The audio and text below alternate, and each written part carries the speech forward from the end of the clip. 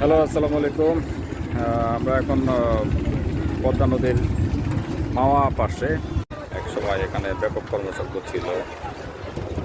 এই যে মাওয়া ঘাটটি দেখতে পাচ্ছেন, এখন ছোট আকারের অপারেশন চলে।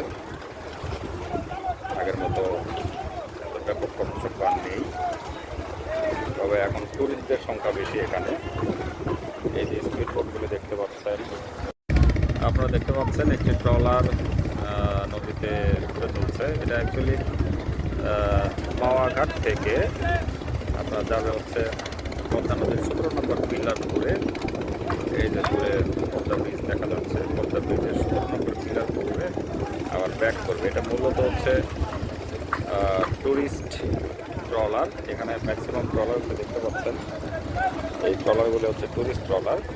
এগুলো রিজার্ভ থেকে 1000 টাকা, আর জনপ্রতি যদি যাওয়া হয় ফিস 100 টাকা করে নেয় তারা। আর যতক্ষণ তাদের তাদের চাহিদা মতো যাত্রী হয় তারপরে তারা ছেড়ে মোটামুটি এই যে পদ্মা নদী যে ব্রিজ, পদ্মা ব্রিজের নিচ দিয়ে আমাকে আবার ঘুরে আসবে মোটামুটি আধা ঘন্টার মতো। তো টাকা পয়সার বিবেচনায় এটা অনেক সস্তা করে বলা যায়। ন্যাচারাল পদ্মা নদীর মাঝখানে আপনি